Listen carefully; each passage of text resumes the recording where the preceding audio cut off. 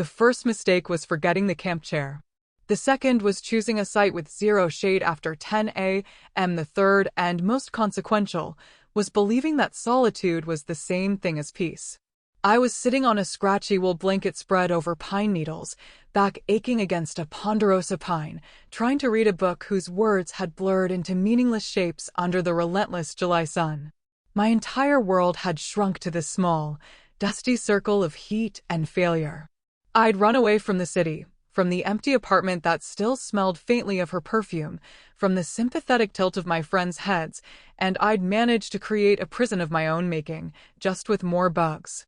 The air was thick with the scent of hot dust and pine resin, a smell that was supposed to be cleansing, but only felt oppressive. I closed the book, letting it fall into my lap. Sweat traced a path from my hairline down my temple. This was it. This was healing. It felt a lot like being slowly baked alive. A crunch of boots on the gravel path behind me broke the stillness. I didn't turn, assuming it was just another hiker heading for the trailhead a quarter-mile up. People were part of the scenery out here, temporary figures you nodded at before returning to your own thoughts. But the footsteps stopped. I could feel a presence, a shadow falling over my blanket, blocking the sun. I squinted, my hand flying up to shield my eyes as I finally looked up. She was tall, impossibly so from my low vantage point, silhouetted against the blinding white sky. All I could make out was the crisp line of her shoulders in a dark tank top, the solid column of her neck, and a cloud of tight, black curls that seemed to drink the light. She was holding a small tube in one hand. "Sorry to bother you," she said. Her voice was low and smooth, like stones rolling in a riverbed. It didn't carry the breathless quality of someone who'd been hiking uphill. It was calm, measured. This is going to sound strange, I waited, my heart doing a nervous little tap dance against my ribs.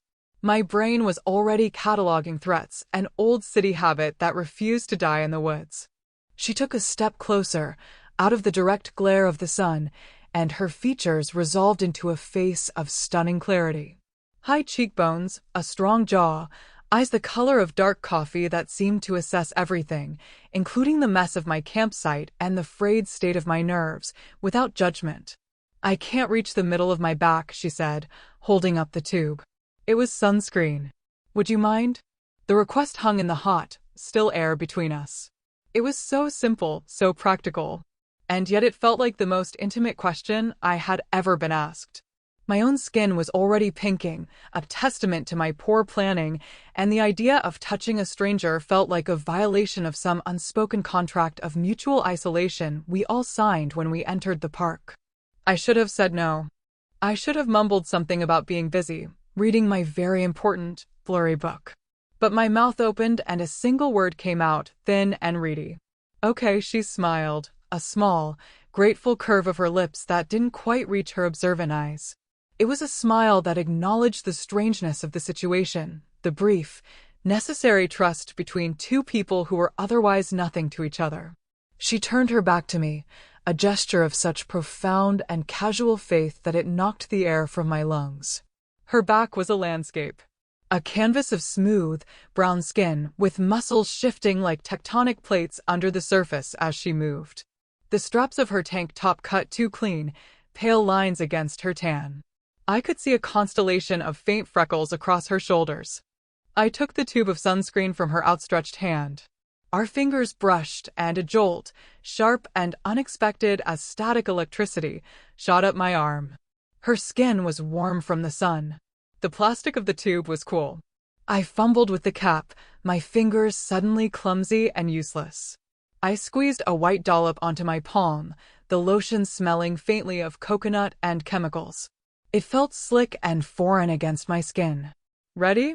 I asked, my voice barely a whisper. She just nodded. For a long moment, I hesitated. My hand hovered over her skin, a satellite in a decaying orbit.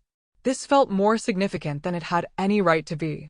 I was just a stranger putting lotion on another stranger's back. But it felt like I was about to redraw a map, to touch a place that had been hidden away. I finally made contact. Her skin was hot, alive, yielding slightly under the pressure of my palm. I started to rub, my motion stiff and mechanical at first. I could feel the fine tension in her muscles, the solid reality of her shoulder blades beneath my fingertips. I was acutely aware of my own ragged breathing, the frantic beat of my own heart. I tried to focus on the task, to make my movements even and methodical. Spread the lotion. Cover the skin. Prevent a sunburn. It was a simple, clinical operation. But my mind was a riot. I followed the elegant curve of her spine, my fingers tracing patterns over her skin. She was so still, so quiet, she might as well have been carved from stone, but for the heat radiating from her. The scent of coconut and her own clean, musky scent filled my head. The world narrowed to the space of her back, the slick glide of my hand, the slight friction of my fingertips against her warm skin. I wasn't thinking about my ex, or the apartment, or the life I had incinerated on my way out of the city. I was only thinking about the woman standing in front of me, the quiet strength in the way she held herself, the vulnerability she had offered me without a second thought. I worked the lotion in until the white streaks disappeared, my hand now moving with a slow, hypnotic rhythm. I was no longer just applying sunscreen. I was learning a language written in muscle and bone. She let out a soft sigh, a barely audible release of breath that seemed to travel directly from her lungs into my palm. The tension in her shoulders eased. "Thanks," she murmured, her voice a little rougher than before.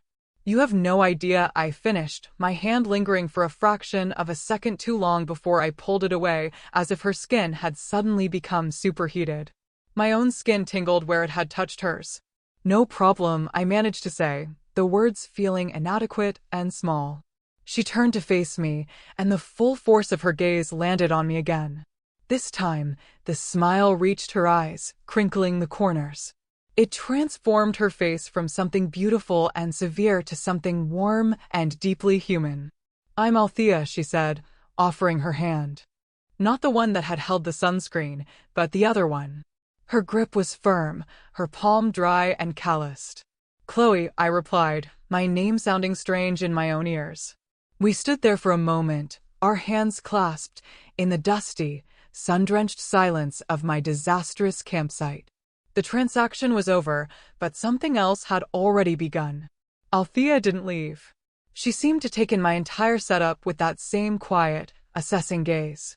The lopsided tent, the pathetic pile of kindling I'd failed to turn into a fire the night before, the single dented pot sitting by the cold fire ring. "You travel light," she observed, and it wasn't a question. There was no judgment in her tone, only a statement of fact, but it made me feel deeply, profoundly seen. My cheeks flushed. "Something like that," I said, shrugging, a weak attempt at nonchalance. Trying the minimalist approach, it was a lie. I was a maximalist in full retreat, having shed a life's worth of possessions and attachments in a frantic, desperate purge. What was left was this, the bare minimum required for survival, and I wasn't even sure I was getting that right. Althea's eyes lingered on my sunburned arms. "The sun here is no joke. It'll cook you from the inside out if you let it." She gestured with her chin toward a professional-looking pack leaning against a nearby tree, a pack I hadn't even noticed. I was about to make coffee. "I have extra, if you want some." Coffee. It was another simple, practical offering. A cup of coffee with a stranger who now knew the topography of my back. It was the last thing I wanted and the only thing I wanted. The solitude I had craved was proving to be a harsh and unforgiving companion. Her presence, her calm, her offer of a shared ritual, it was a lifeline. "I'd love some," I said, and the relief in my own voice surprised me. She nodded, then moved with an economy of motion that was mesmerizing to watch. Every action was precise, purposeful. She retrieved a small stove, a metal pot, and a bag of coffee from her pack. She didn't fumble, didn't hesitate. Within minutes, the comforting, rich smell of brewing coffee began to cut through the scent of dust and pine. She had 2 tin mugs, and she filled them both, handing one to me.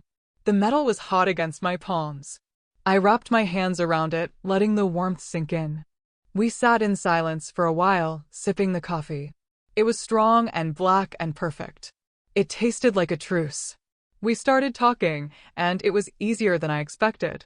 The conversation stayed on the surface, safe territory. We talked about the trails, the likelihood of seeing a bear, the way the light changed in the mountains as the sun moved across the sky. I learned she was a geologist, out here for a few weeks between projects, recalibrating, as she put it. I told her I was a graphic designer, which was technically true, though I hadn't opened my laptop in a month. I didn't tell her why I was here. I didn't talk about the shattered pieces of my life I was trying to avoid stepping on. But I had the distinct feeling that she knew. Not the details, but the shape of it. The shape of a person who runs to the woods to hide. She spoke about rock formations and erosion with a quiet passion that made me see the landscape around us differently. It wasn't just a pretty backdrop, it was a story being told over millions of years. She made me feel like a temporary guest in a vast, ancient house, and my own problems seemed to shrink in scale. As the afternoon wore on, a comfortable quiet settled between us. She read a book on soil composition, and I went back to my novel, but this time the words made sense. Her presence nearby was a grounding force. It wasn't the suffocating presence of a partner who demanded constant attention, or the pitying presence of friends who didn't know what to say. It was just a presence. Another human being occupying her own space, near my space. The sun began its slow descent, painting the sky in strokes of orange and pink. The heat finally broke. Althea packed away her stove with the same methodical grace she did everything else. I felt a pang of anxiety, the old fear of being left alone again. My site is just over that ridge, she said, pointing. Number 12, I was in number 9. We were neighbors.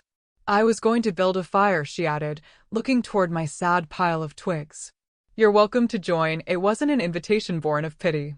It felt like a simple statement of fact, an acknowledgement of a shared reality. It's better to be warm by a fire with someone than to be cold and alone in the dark. Later, I sat across from her, watching the flames dance and spit in the darkness. She had built the fire effortlessly, turning my failed attempt into a steady, roaring source of heat and light. The crackle of the wood was the only sound for a long time. The firelight carved shadows and highlights onto her face, making her features seem both softer and more mysterious. I felt an overwhelming urge to confess everything, to pour out the whole sordid story of my breakup, my career burnout, my general sense of being adrift. But I held it in. The silence between us was too valuable to break with my old, tired pain. It was a clean slate. After a while, she looked up from the flames, her dark eyes reflecting the fire. You're loud, she said, her voice soft. I flinched, confused. What? I hadn't said a word. In your head, she clarified, a faint smile playing on her lips. It's buzzing over here. I can practically hear it. My jaw dropped. It was the most unnerving and insightful thing anyone had ever said to me. She saw right through the quiet facade to the frantic, screaming chaos inside. I didn't know whether to be terrified or relieved. I ended up choosing relief. A small, shaky laugh escaped me. Is it that obvious? Only to people who are listening, she said. And in that moment, I understood that she had been listening all day. Not just to my words, but to the spaces between them. To my clumsy movements, my guarded posture, my too quick answers. She had been reading me like she read the landscape. I finally told her. Not everything, but enough. I told her about the end of a long relationship, the feeling of my life derailing. I spoke quietly, my words half stolen by the crackling fire. She listened without interrupting, her gaze steady on my face. She didn't offer platitudes or easy advice. When I was finished, the silence returned, but it was different now. It was filled with a shared understanding. Recalibrating, she said, repeating her word from earlier. It takes time.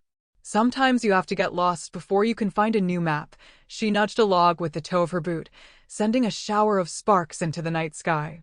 And I knew, with a certainty that settled deep in my bones, that my solitude was over. I wasn't at peace yet, not even close. But for the first time in a very long time, I wasn't entirely alone in the storm. And that, I was beginning to realize, was more than enough. It was everything.